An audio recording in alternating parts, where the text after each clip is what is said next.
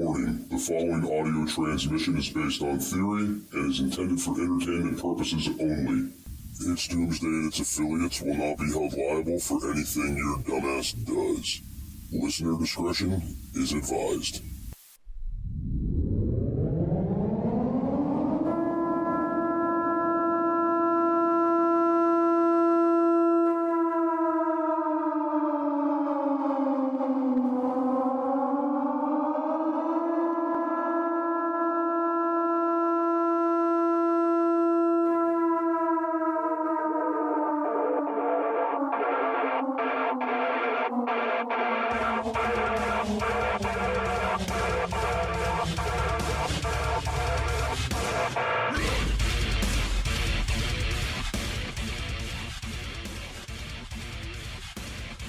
Welcome, everybody, to It's Doomsday Podcast. Today is October 2nd, 2022. Time is 18:03, and joining me, as always, is Al, a.k.a. Big Daddy Prep. What's going on, brother?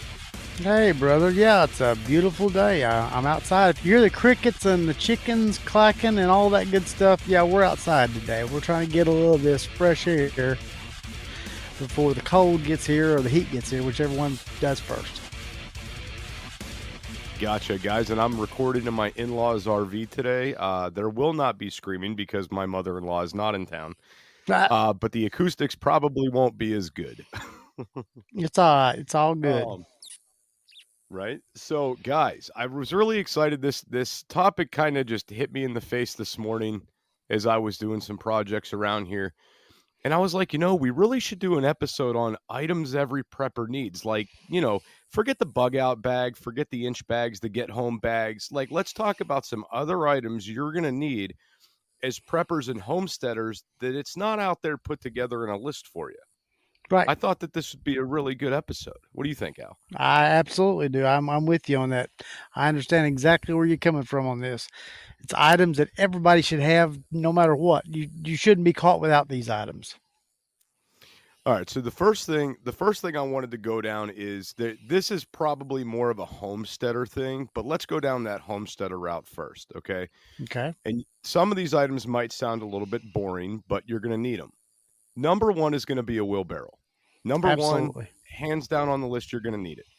And it's going to come in handy for a lot of different things. I don't care if you're bringing a deer out of the woods that you just shot, or if you're going out collecting vegetables, or you got to empty ashes out of the fireplace or the fire pit. Mm-hmm. That wheelbarrow is an invaluable tool that you're going to need, whether you're homesteading, you're bugging in, etc. If you don't have one, get one. Short and traveling. Sweet, right? You can travel with water with these too, Jester. You can haul water in a wheelbarrow. I know a lot of people say you can't, but you absolutely can. If you have to remember, water is 8.5 pounds approximately per gallon. You can carry a lot of water in containers or just in a wheelbarrow over a long period, long distance. So yeah, wheelbarrow invaluable, absolutely. And that's something else I didn't even think about, Al, was the idea of water transport. I'm thinking in my head, like, man, when I got to bring up gallons of water from the spring on the occasion that I have to do that, I use the ATV, but what happens when the ATV's not running? I'd go and I'd use the wheelbarrow. Absolutely. So at that, and, since we're on the kick of water, why not fire? Why not firewood? Right. 100%. 100%. I'm with you. I mean, you can do so much with a wheelbarrow. You can mix concrete in them, move water in them, move firewood in them. You can move a dead animal, whether or not it's a dead animal that you're planning to eat or an animal that you need to dispose of. They're great trash cans, catch-alls. You can bring things back from the garden, or if you're out, foraging for things, you're going to need to get them back over a long period of time, because if you're foraging, it takes, maybe several miles that you're going to be traveling to forage things. So yes, the great transportation by hand, the wheelbarrow. Also, let's not forget the idea that you can move some bodies a lot easier. Right. Right. All right. So the next one I have on the list here, this is a two-part thing. 55-gallon drums and IBC totes. Yes, sir. Absolute must. I mean, number one is for your water collection. I mean, obviously that's what a lot of us utilize the IBC totes is for the idea of water collection, right? Whether it's rain collection or you're collecting off a spring, doesn't matter. Just the idea of rain collection in general. But guys, these are also dual purpose items. You could repurpose the IBC totes and the 55-gallon drums into other things. I've seen people make small chicken coops out of these things. I've seen them make planters for their gardens out of these things. I've seen, I'm sure everybody's seen these at a gas station in their area, at least if you're out in a rural community. They will take the IBC totes, they'll cut the front off of them, and they'll use them to keep their firewood dry. And they'll sell the firewood at the gas stations in these IBC totes. You know what I mean? Yep. They cut open the front. It keeps everything nice and dry out of the weather. It's a real good deal. I've even seen people turn these things into dog boxes, like little dog houses and such for critters. Yes, sir. Yeah, but so Al, you got anything else with the IBC totes or the 55-gallon drums? I mean, imagination's endless with these guys, but you should have them. Well, the thing is, you have metal drums and you have plastic drums. In the metal drums, you have just regular drums and you have food grade drums.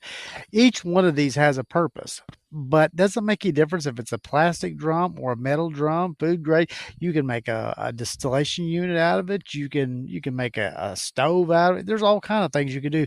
But you have to open your mind to these things. You have to see what they are as you're looking at these items. But don't ever pass up a free plastic barrel or a free metal barrel, or certainly not an IBC tote.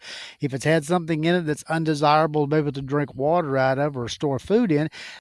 But there's a myriad of online projects out there, Jester. You can literally use these barrels, whether they're plastic or metal, for tons of different uses. For stoves, distillation units, storage units, storing wood, your dogs, animals, cages. You can do lots of things with them, but definitely don't let those go. Get as many as you can now, because when a bad situation happens, they're going to disappear very quickly, because people like me are going to suck them up quickly.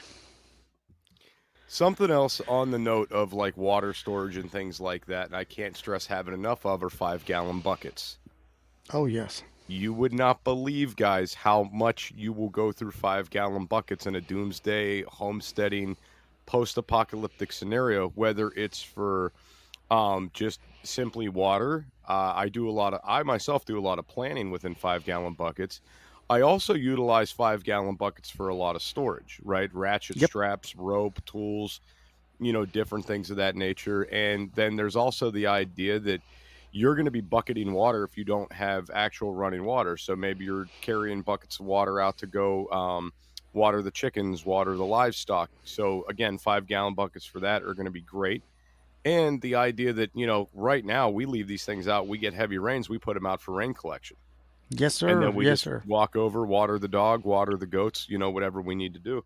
But yeah, don't underestimate having the 5-gallon buckets, guys. I mean, back in the day, you heard of the bucket brigades, right, Al, when they'd go around and fight the fires with the buckets? Yes, sir. and the funny thing, Jester, is used to 5-gallon buckets were a joke. I've used them for everything from a step stool to a portable toilet to everything under the sun. There's millions of uses for them. But they used to be a joke, but they're not a joke anymore, Jester, because so many people want them. I went to the store the other day and I was looking, I needed a few more, but I've been used to kind of getting mine secondhand, and, something's been in them, but I can still use what I want to. And I went and I figured up, and it was almost $8 for a 5-gallon bucket. The lid was sold separately from the bucket, and they were only 4-gallon buckets. And I thought, my God, we have come a long ways in this prepping world, where used to they gave you buckets and begged you to take them away, and now they're trying to like highway robbery you to get some. So you definitely need 5-gallon buckets, folks. If you don't have a use for them, just drop me a line. I'll give you about 100 uses for them. Oh, yeah, and just wait till you don't have indoor plumbing anymore. That 5-gallon bucket's going to be your best friend when you don't want to take a shit outside when it's in the 20, 30-degree range. Absolutely. And you can make a water distillation unit out of them. You can actually purify water by using them to build a filtration system through them. So there's a ton of uses for 5-gallon buckets, I assure you. Oh, yes, absolutely. So to move into the next thing here, and this is something we've talked about before, rope and cordage, guys. I mean, you're not going to... The amount of rope you will go through when homesteading and, doomsday scenarios, it's unreal. You're going to need rope, and you're going to need lots of rope. I recommend everybody has a ton of cordage and a ton of rope. I myself have a lot, but anytime I'm out and I see, there's a good deal at Tractor Supply on this rope, or, they got the black and orange California truck rope on sale, like maybe I grab a roll or two of it just to have it, because I utilize it for a lot of things around here homesteading, whether I'm like limbing a tree or, cutting a tree and I want it to drop in a certain direction, or if I got to tie off one of the goats in a certain area, just things like that. You can never have enough rope, guys. So No, rope. And Jester, something that people don't think about a lot is don't just get one type, one style, one color, one thickness of rope. Hey preppers, do you want 10% off survival food? Go to www.readywise.com and use code DOOM10 at checkout for 10% off all your survival food needs.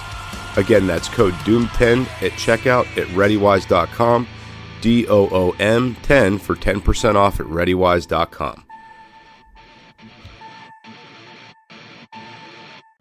Be be open-minded to smaller types of rope, bigger types of rope, medium size. What grade is this? How many, how many feet on this roll?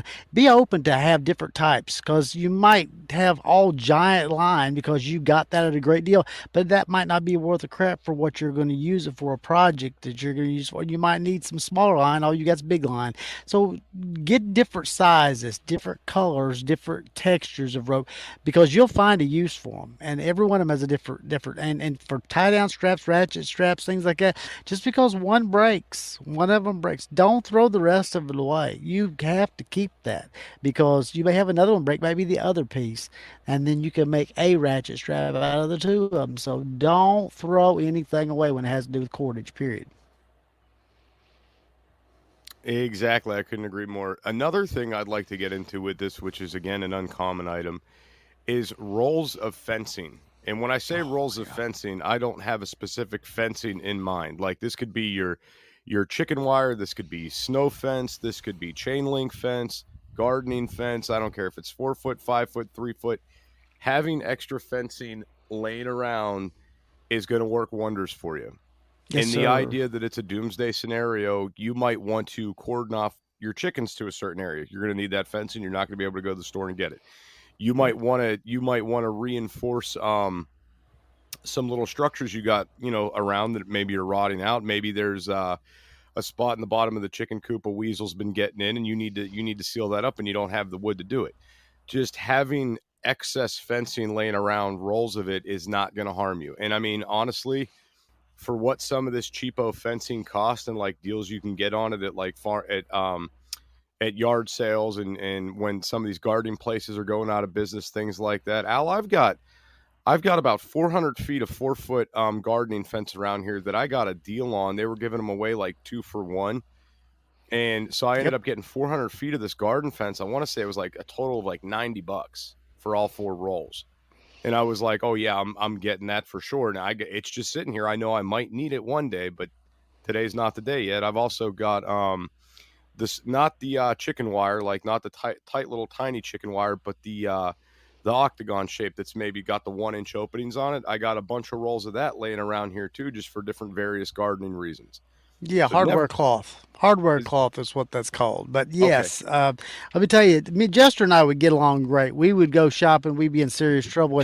And if, for the viewers that don't know, me and Jester have never actually physically met. We've not actually ever been able to shake hands. But I will say this much: I feel like me and him would be able to shop together because we love the same kind of things. I was introduced to something, and I know all kinds of fencing are great, but I was introduced to something this year. It's called a wire. It's a coated wire fencing. It's chicken wire that's coated in plastic that keeps it from rotting and deteriorating as quick.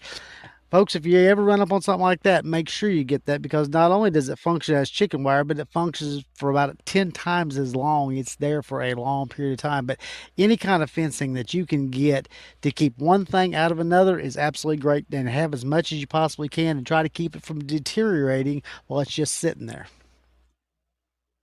Absolutely. The next thing on the list here, and again, something we talked about before, tarps. Yes. Can never have enough tarps, guys. I mean, just, think to yourself, this is something to protect something to stop moisture from getting to something. I don't care if it's a pile of firewood or you got a hole in the roof of your house. Tarps. You can never have too many. You can never go wrong with them in different sizes. Again, different sizes, different thicknesses, different mill thicknesses. Make sure that you get something with, if you possibly can, that have got good tie downs, good eyelets, good grommets to tie it down with. But if not, any tarp will do better than no tarp. But I find a lot of people, they go, well, I got a 1,800 square foot tarp. Well, I only need one that's about 80 square feet. We want to cut that one down. No, no, I can't cut it down. Well, maybe you need to have some a little smaller. So different sizes for these things are great, folks. And you can even get them in camouflage now. I saw camouflage the other day. So definitely tarps. You'll need them in any situation, I assure you. Now, one thing I'll tell you too, since you brought up the different various sizes, I 100% agree with that, guys. You don't, and I'll tell you why. If you take say a 20 by 30 tarp and you're just looking to cover a 5 by 5 piece of firewood, what happens is you get excess water sits, it blows around. You end up destroying these things when you overuse them. Yep. Right? So having that smaller cheapo tarp could essentially be better than having that large one, but having various sizes of these tarps are key. Very, very key to have. Right. I recently bought some Jester that are very small. They're like 4 foot by 5 foot tarps.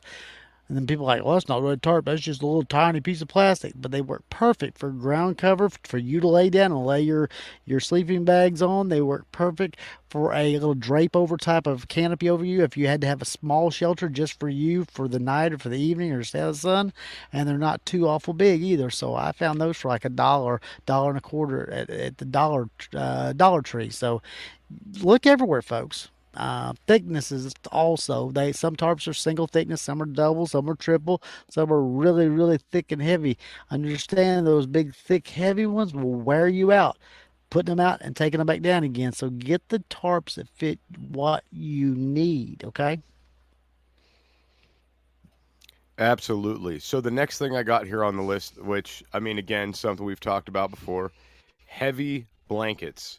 Heavy, heavy blankets. The reason why I'm Oh saying the yeah. blankets is obviously the idea of the wintertime, right? It's going to get cold. You may not be able to heat Right. the whole house. Maybe it's the doomsday scenario where you had electric heat, now you don't have anything.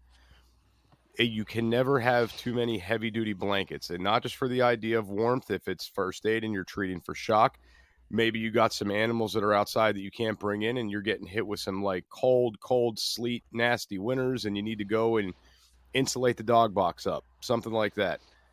Can never have too many blankets. Never, never, never. Here's Here's another thing, Jester. What if you use them to make a pallet for the floor so you're not lay right directly on the floor? What if you use them to those or towels or blankets to have to pack underneath? It happens in fires, packing things underneath doors to keep smoke from coming in and heat from coming in. I've seen them done for 1,000 different things over the years. Again, your animals, things like that. Keep a couple of them in your vehicle. Please keep a couple blankets or something in your vehicle. You'd be surprised at how many uses they have on the road too. Oh, absolutely, 100%. To move on from the blankets, this is going to be one that's a little bit uncommon, which a lot of people probably haven't thought about before. Save your freaking cardboard and newspaper, guys. I know it sounds like a joke, and I know it sounds like, oh, these guys are just hoarders. I'm going to tell you Nope. something. The applications for cardboard and newspaper on a homestead or in a survival scenario can go out there. Let's start with the newspaper. First off, you fire making, right? It's great to have to get Yep. fires started. Also, you can actually crumble up newspaper and insulate your clothing. I don't know if you Al, I'm sure you knew that.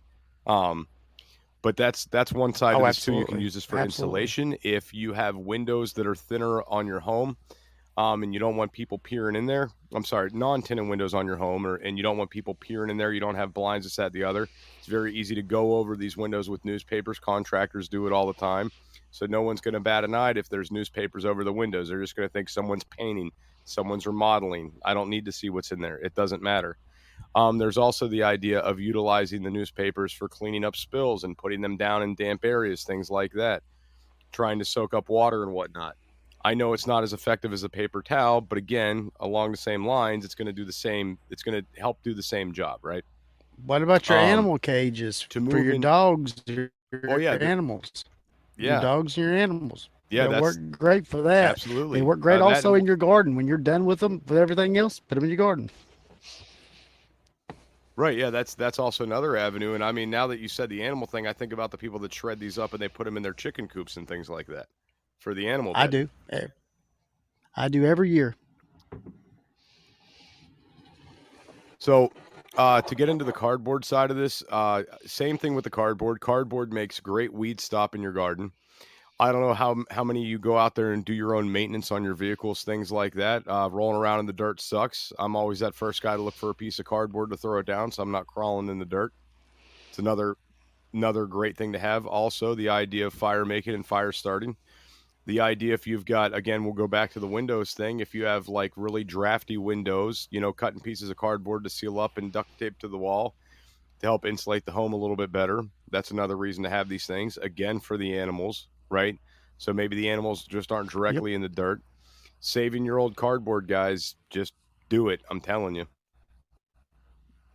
Jester, if you have enough cardboard around you, well, not close to the fire. Now, let me get this straight. A fire with cardboard outside of you, a ring of cardboard, like large boxes outside of you, you would be surprised of how much warmer you will stay because that actually reflects that heat back towards the fire itself, and you'll be vastly warmer, I assure you. So, those big appliance boxes do come in handy. Oh, absolutely. So guys, something real quick on the list here, guys, is, and I know Al's going to agree with me on this one too, is guys, you can never have too many pairs of gloves. Nope. I'm telling you, have a lot of gloves. I mean, we could get into all the reasons why you need gloves, but just have gloves. The next thing I wanted to get into on the list here are a few different tools I feel that you should have. We talked about tools before, but I feel like the doomsday scenario, the homesteading, the apocalyptic scenario, these are things you're going to need desperately. Number one on the list for me is going to be a ladder. All right. You're going to find yourself having to do a lot of home maintenance things and a lot of projects that require you to get off the ground. Number one being like, clearing the gutters of leaves. If you're doing rain collection, that's going to be a big one, right? Right. If you find yourself, having to do your own property maintenance and limbing trees, things like that, you're going to want to have these ladders. You're going to have to get on your roof at some point and patch the roof. Maybe you need to get that tarp up there we were talking about because you got a leaky roof, right? Absolutely. So, yeah, having a ladder is absolute key. What do you think, Al?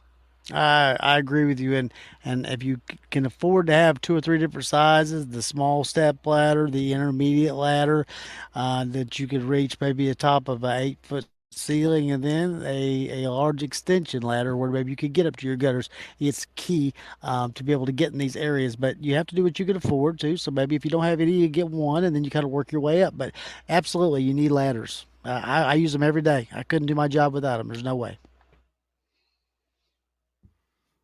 I 100% agree with you. So the next on the list here is an axe. Guys, having axes are gonna be your go-to, and the reason why I say that is because if you are homesteading, if it is the apocalyptic scenario, fire is your friend. You're going to be utilizing fire for a lot of different reasons, whether it's heat, boiling water, whatever the case may be.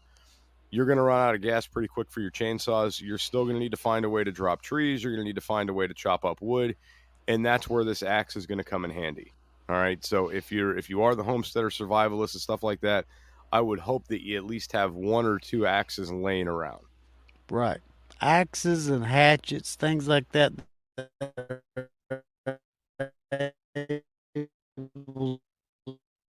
Split wood. Folks, hammer too. They kind of double for a hammer, but you're going to have to be able to chop things. Al, if you want to restart that again, you went into the matrix on me. Oh, I'm sorry. Axes and hatchets are very, very important. I mean, you can hammer with them, you can cut things with them, you can cut wood with them, you can clear your driveway, whatever that you might need to be able to do. There's a ton of things you can do with axes and hatchets. So you definitely need to have one of each. Absolutely. The next thing I wanted to put out there, and again, this might not sound like one that sounds like it makes sense, guys, but pruning shears, right? You're going to find yourself again, doomsday scenario, you're going to find yourself doing property maintenance and or maybe not even property maintenance. Maybe you're out clearing out spots in the woods to get good shots for archery season. right? Maybe you're a deer hunter now because the grocery stores are shut down. You can't go get meat anymore, right? Anybody out there that shoots archery knows how quickly arrows can get diverted by saplings. So maybe you're going out and doing this. Maybe you found a water source you need to access. Shears are a lot quieter and a lot safer than running a chainsaw through the woods, alerting people to where you're at, things like that. So the simple pruning shears, just have a pair of them laying around if you don't already. I think most of us already do, but definitely going to be one you're going to want to have. Absolutely, and keep them sharp too. A dull pair of shears doesn't do you any good. Try to keep them sharp. And I know the next tool I'm going to mention is probably one of the most complicated ones on the planet, and I know it's very hard for people to use them, and I know some people require a left-handed one, but a shovel. Yep. Okay. The shovel. The shovel, the international tool of work. Yes, the shovel. There are so many different kinds of shovels too, right. Jester. You say shovel, folks. You have to get the right shovel for the right job. Whether it's a round point shovel, a square shovel, a straight shooter shovel, whatever it might be. You need a shovel though. If you could afford to have a flat shovel and a square shovel, and a round head shovel, you're best to have them both. But a shovel is a huge thing to have. Hey preppers, do you want 10% off survival food?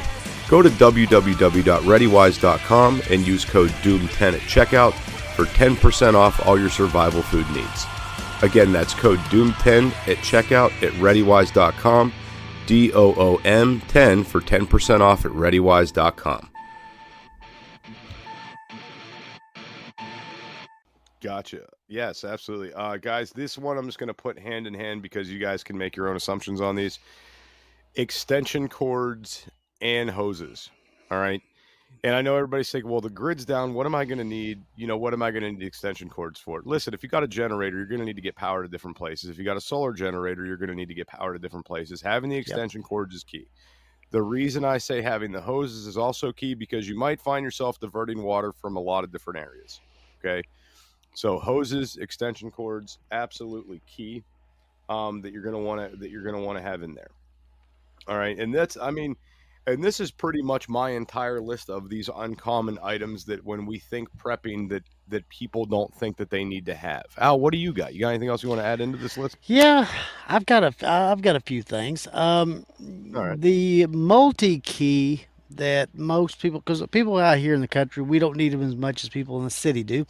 But the multi-key that enables you to be able to turn on water from different spigots inside of most metropolitan areas.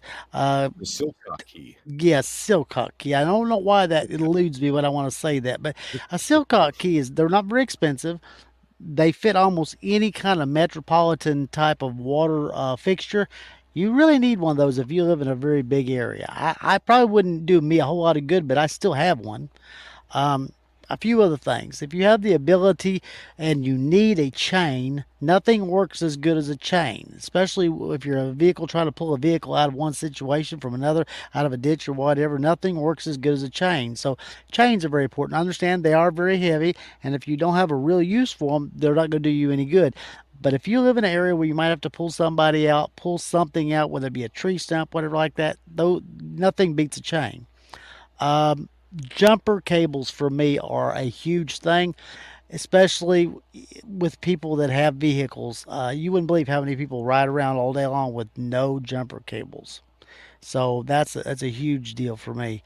Al, I'd like to jump back to the chain thing real quick. Okay. I 100% agree with you guys. I've gotten into some bad scenarios where I've snapped pretty heavy ropes trying to pull out vehicles, dropping trees, or whatever the case may be. A chain is a chain, and when you need a chain, you can't beat a chain. So just to go off what you said there, Al, 100%. I got one more. I guess I'm looking at vehicles out here this afternoon where I'm sitting at, so I'm thinking vehicle more than anything. A gas can or a way to be able to move fuel. And I'm not talking about your regular old gas jug, regular old just milk jug. I'm talking about a gas can. They are very valuable, folks. And I'm telling you, nothing beats a good gas jug when you need to move fuel.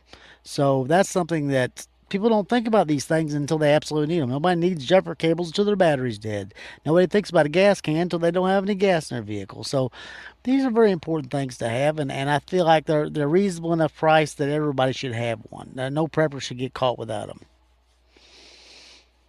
Oh, absolutely. And to go back to the jumper cables thing, so I have jumper cables in my vehicle, and then I typically have my jump pack with me. And Hmm. I find myself pulling that jump pack out more than anything to help people, just because it's so much more easy and convenient, you know. Right. But to go back to the the vessel for moving the fuel, guys, that's going to be something you're going to find yourself doing a lot of whenever the gas stations quit working. You're going to find yourself siphoning gas out of different vehicles, different. Maybe you're taking diesel out of a tractor to utilize it for your own. That's going to be a thing. And having ways to transport those fuels and having a way to siphon those fuels out are going to be something that's also key. So I couldn't agree more with that.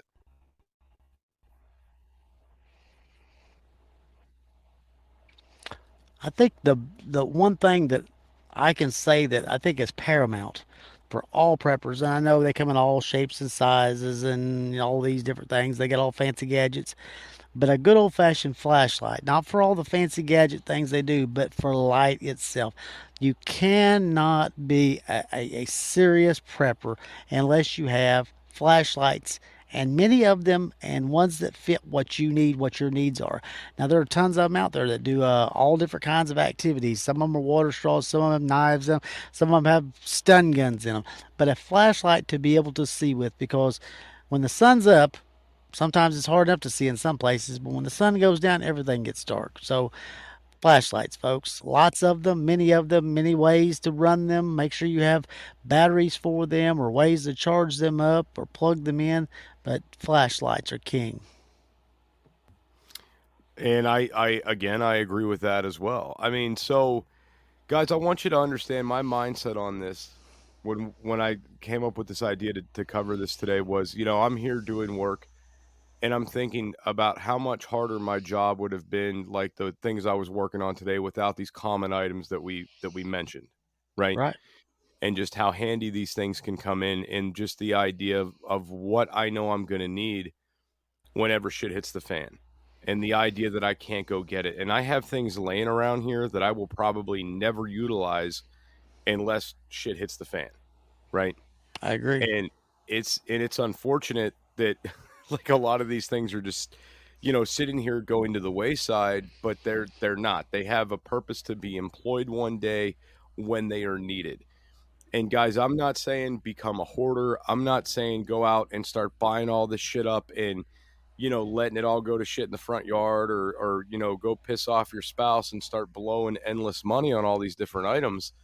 What I'm simply saying is, when shit breaks bad and you have these extra things you need to, number one, not only ensure your survival, but number two, to make sure you're thriving and not just surviving when shit breaks bad, right? Like Absolutely. I know right now having 4,000 feet of rope isn't really doing me any good. But I know when shit breaks bad and I'm having to do a lot of different things around this property and bring wood up from the other side of the hill, or and I don't have an ATV to do it, I'm having to rig pulleys together and stuff to make my life easier. That 4,000 feet of rope is going to be awesome. You know, I couldn't agree more. I couldn't agree more. And I want to say something to Jester also about things that people need that aren't going to be available one day if shit hits the fan. A lot of the goods that we get and we have are things that we don't necessarily need that are in these stores. They're luxury items. They're things that, we don't have to have. But the things that we absolutely have to have are going to be gone also. So I want you to think about something. If you were to have to bug out or leave today, or a bad situation happened and you had to leave where you're at, eventually you're going to have to sit down and you're going to have to walk. So think of these two items as being important to me: good shoes and a place to eventually sit down. Make sure you can sit down on a rock or a stump or whatever. But if you have any kind of a bug out vehicle or a prepper vehicle, or even just in your vehicle, I know a lot of soccer moms and people like that do it. They have a couple of those little chairs, that they fold out and everything like that. A couple of those in your vehicle might make for a much easier day if you could actually get off your feet if you had something bad going on. And maybe your feet will go a lot longer if you have a good pair of shoes. It's not necessarily the shoes that you might be wearing that day, but having a good pair of shoes stuck back that you might be able to trek several miles in and your feet not totally hurt. But don't buy these items and not use them and break them in. Don't just sit them there and go, oh, I'm going to use it when I need to. No, don't do that. These need to be broken in, but something comfortable, because eventually when your feet give out, you're going to have to sit down. And that's where that awesome 5-gallon bucket comes into play. Right. It can also be used as it's a come in seat. handy for me a bunch. Yeah, and you can flip it over the other way and use it to go to the potty too. Yeah, yeah. There you go. There's so many it's things out there, folks. right on. So Al, that's about all I got on this for these uncommon items that you're going to need that just a lot of people don't think about, guys. And I mean, this is only scratching the surface on this. Yeah. Everybody's needs are different. So you yourself are going to figure out, oh, they didn't mention, old T-shirts or rags in this episode. That's something you're definitely going to need. Right. Absolutely, guys. This was just to kind of skim along the surface to get your brains kind of thinking like, do I have the cardboard laying around? How much do I have? Wow, I didn't realize I stocked that. I was about to throw these one things away. Maybe I'll hang on to them now. Right. So that's kind of what this episode was designed to do. And we're about to be out of here. Al, you got anything else you want to add before we're out of here? Well, I just want to say that we're coming up on a year of doing this podcast together, and I hope that we've made some people out there more prepared. That's my only ambition in life, is to make people more prepared, and I know it's Jester's too. And if you've learned anything from it, hey, let us know. We'd like to hear it in your emails and your replies back. We like to hear from you, the listener. I mean, if we suck, you can tell us we suck. But if we're giving you information that you want, or if you have a story idea, please put it in the email and send it to us. We appreciate any contact that we get with our listeners. Absolutely, guys. In that email, it's doomsdaypodcast@gmail.com. Do what Al said. Email us now. Stop what you're doing and email now. Right now. Right now.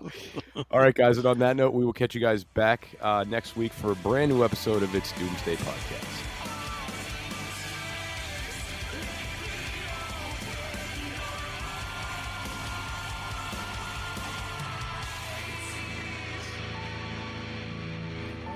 This is an emergency action message.